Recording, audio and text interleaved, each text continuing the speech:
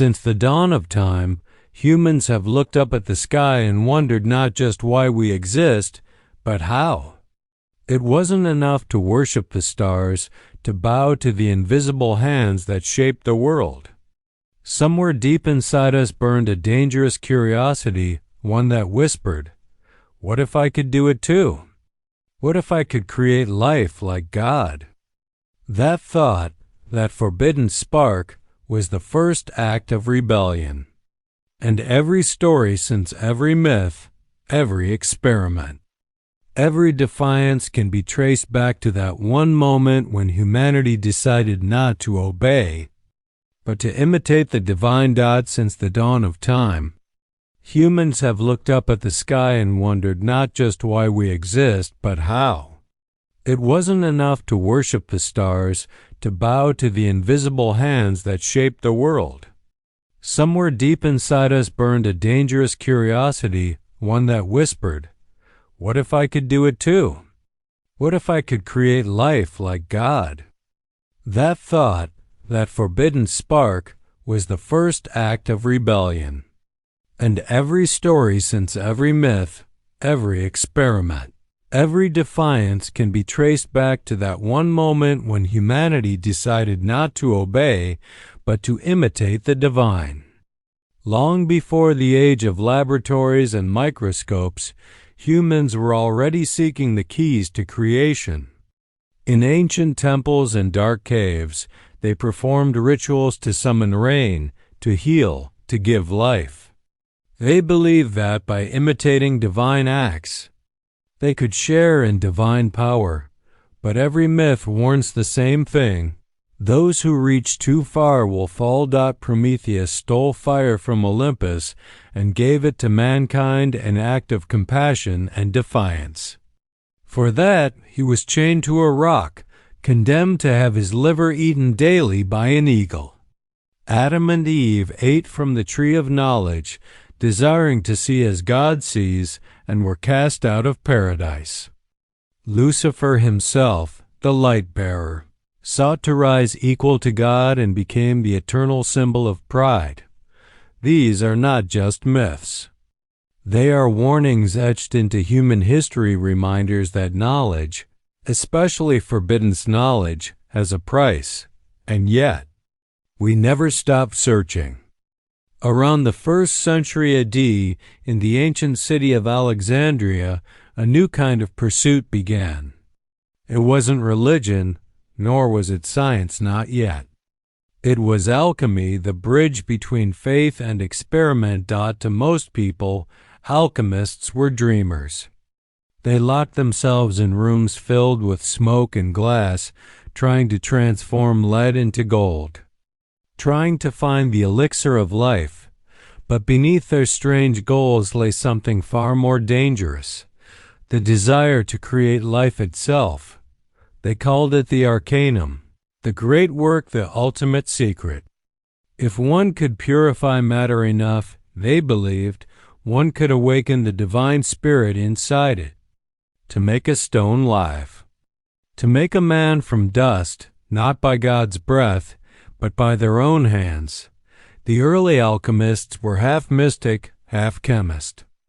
They whispered that the philosopher's stone was not just a material that turned lead to gold, it was a spark of creation, a divine seed hidden in the heart of matter. They mixed mercury and sulfur, watched them dance in glass flasks, and waited for life to emerge. Some claimed it did. In the 16th century, a Swiss physician named Paracelsus took that dream and gave it form. Paracelsus was a man ahead of his time, a doctor who challenged the medical traditions of the church, an alchemist who believed that nature's secrets could be revealed through human will. He believed that man could create a homunculus, a tiny, fully formed human being using nothing but natural ingredients.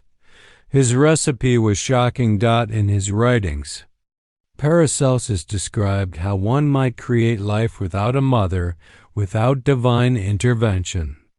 You would take human semen, seal it inside a glass flask, and bury it in horse manure for 40 days, keeping it at the temperature of a living womb.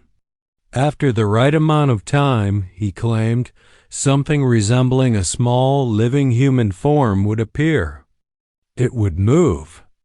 It would breathe. And with careful feeding, it could grow.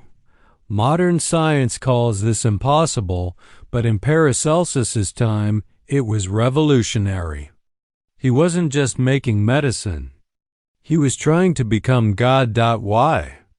Because Paracelsus saw nature as a living machine, one that could be understood and replicated. If God had made man from dust, then dust must contain the pattern of life. And if man could learn that pattern, he could repeat the process. To him, this was not blasphemy. It was discovery. But to the world around him, it was madness. He was accused of heresy, of witchcraft, of speaking with demons. Yet his ideas spread. Soon, alchemists across Europe began whispering of the homunculus, of tiny men grown in glass, of hidden laboratories where life was being born without God's permission. It's hard to say how many believed, and how many pretended to. But the idea that humans could create life had escaped into the world. And once it did, it never left. Centuries passed. Alchemy turned into chemistry. Witchcraft turned into science. But the dream remained the same. By the 18th century, the world had discovered electricity, a mysterious force that made frogs twitch and hearts beat. For many scientists, it was the proof they had been waiting for, the secret spark of life itself. In 1781, an Italian doctor named Luigi Galvani performed a strange experiment. He attached metal wires to the legs of a dead frog, and when he touched them with a spark, the legs jumped. The dead flesh moved as if alive. People gasped. Had Galvani just rediscovered the breath of God? Soon, others followed. In dark laboratories, scientists began shocking dead animals and then dead humans, trying to see if the spark could return life. They called it galvanism. And to the church, it was an abomination, but to the public, it was fascination. Poets wrote of it. Painters depicted it. And one writer, a young woman named Mary Shelley, turned it into legend. In 1818, she wrote Frankenstein, or the modern Prometheus, the story of a man who created life from death only to be destroyed by his creation. Her novel wasn't just fiction, it was prophecy. It asked the same question that haunted Paracelsus, Galvani, and every thinker before them. What happens when man becomes God? By the 19th century, playing God had become a moral question. Scientists like Charles Darwin and Gregor Mendel were revealing the mechanisms of life evolution, heredity, genetics. And once again, humans were at the edge of the forbiddance. If life could be understood as a system of patterns, could it be rewritten? If we could learn the code, could we change it? In the early 20th century, experiments in eugenics tried to do just that, breeding humans for intelligence, strength, purity. They claimed it was science. In truth, it was the same ancient sin, trying to control life. After the horrors of World War II, the world swore never again to play with the essence of humanity. But the oath didn't last. By the 1950s, scientists cracked the structure of DNA, the spiral staircase of life itself. And once again, the old fire returned. Cloning, genetic engineering, artificial intelligence, these were the new homunculi. Not born of glass bottles and horse manure, but of silicon and code. In 1996, the world witnessed the birth of Dolly the sheep, the first mammal cloned from an adult cell. It was hailed as a scientific miracle. And a warning, we had done it.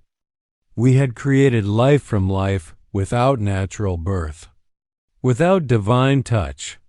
The same year, researchers began mapping the human genome. For the first time, we could read the entire instruction manual of creation. We no longer needed myths to explain life. We could edit it. In the 21st century, scientists now use tools like CRISPR to cut and rewrite genes. We can design babies without disease. We can grow organs in labs. We can even upload consciousness to machines, or at least try to. The dream of Paracelsus lives on, not in alchemy, but in biotechnology. The homunculus is no longer a myth. It's an embryo in a petri dish. It's a code inside a computer. It's the mirror of ourselves. But every act of creation demands a cost. Prometheus was chained. Adam was exiled. Lucifer fell. And Frankenstein's monster turned on his maker. The story always ends the same way.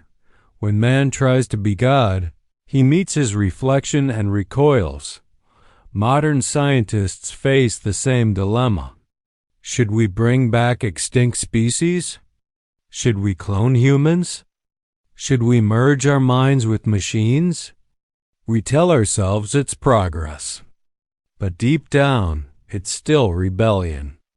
We are still that same curious creature in the garden, reaching for the forbidden fruit. So who was the first human who defied God? Was it Adam? Prometheus? Paracelsus? Or was it the scientist who switched on the first computer and whispered, "Now think"? The answer is simple.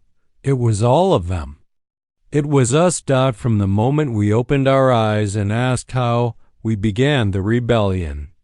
We are children of curiosity, blessed and cursed by the desire to create. And maybe, just maybe, that's what makes us human.